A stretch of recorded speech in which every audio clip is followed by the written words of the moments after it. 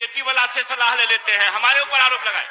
आप लगता है बीजेपी वाला सलाह ले लिए। मैं 1 महीना तक माननीय मुख्यमंत्री जी से मिलने नहीं गया।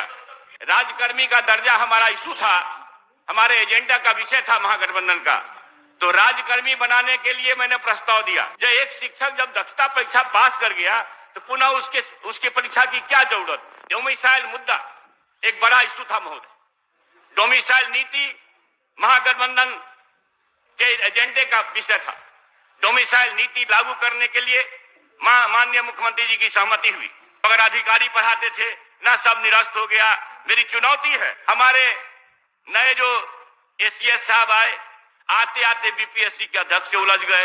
ये सार्वजनिक है, सब जानते हैं। प्रस्ताव आया मेरे पास नियोजित शिक्षकों को लेटरल एंट्री शिक्षक बनाने का। लेटरल एंट्री के मानक नियम है भारत सरकार में, उससे इतर शिक्षकों को अपमानित करने का शब्द प्रयोग करना ठीक नहीं था महोदय। विशिष्ट शिक्षक नियमावली के निरूपण की संचिका मेरे पास आई, एसीएस से नहीं महोदय, मुख्य सचिव के माध्यम से आई। अब समझ लीजिए महोदय क्या स्थिति है, राजपाट कैसे चलता है। एसीएस के माध्यम से नहीं, सीएस के माध्यम से आई मेरे पास संचिका महोदय। हम शिक्षा क्षेत्र में बेहतर काम करना चाहते हैं तो क्या पदस्थापन दंड के रूप में देंगे।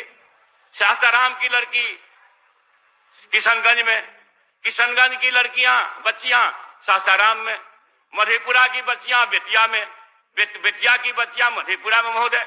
माननीय मुख्यमंत्री जी के सहमति के बावजूद भी विजय बाबू के नेतृत्व में बैठक हुई महोदय, और निर्देश विजय बाबू ने दिए। मैं उसी समय विजय बाबू कहा कि शायद ये हठी है, आपकी बात भी नहीं मानेंगे, और नहीं माना, आज तक नहीं माना है महोदय। पदस्थापन की क्रूर नीति के कारण हजारों शिक्षक शिक्षिकाएं योगदान नहीं किया है महोदय।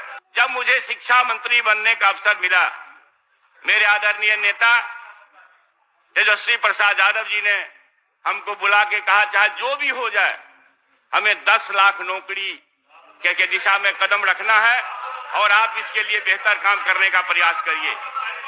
मैं महोदय साथियों से कहना चाहता हूं कि शिक्षा के क्षेत्र में जब हमें चिंता हुई, मैं 1 महीना तक माननीय मुख्यमंत्री जी से मिलने नहीं गया।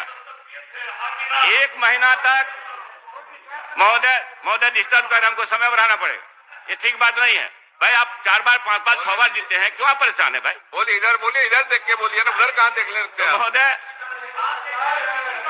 1 महीना तक मैं माननीय मुख्यमंत्री जी से कटसी करने भी नहीं गया।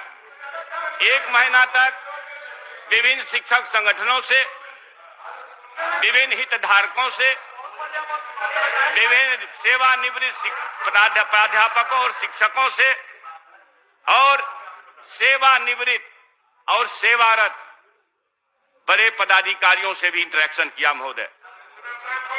शिक्षक संगठनों से आधा दर्जन शिक्षक संगठनों से इंटरेक्शन किया, और 1 महीना के बाद जब मैं गया महोदय माननीय मुख्यमंत्री जी से मिलने के लिए, तो माननीय मुख्यमंत्री जी ने कहा कि है, और यह भी याद नहीं है कि जब माननीय लालू प्रसाद जी के 90 के दशक में शिक्षक बहाल हुए थे बीपीएससी से 25,000, उस समय तक देश में 25,000 एक साथ किसी राज्य ने शिक्षक बहाली नहीं किया था महोदय। तो मैं महोदय कहना चाहता हूं कि मैं गया और विजय बाबू भी वहीं पर थे। मैंने कहा कि साहब बीपीएससी को दे दीजिए परीक्षा आयोजित करने के लिए।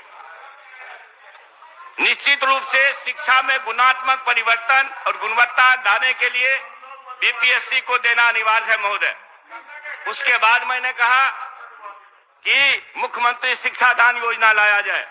महोदय मैं आप सदन को बताना चाहता हूं, सदन के माध्यम से पूरे बिहार को बताना चाहता हूं कि मैं जब गया मुख्यमंत्री शिक्षा दान योजना का प्रस्ताव लेकर के, तो माननीय मुख्यमंत्री जी ने कुछ सुझाव के आदेश दिए और विजय बाबू के साथ बैठ करके उसको फाइनल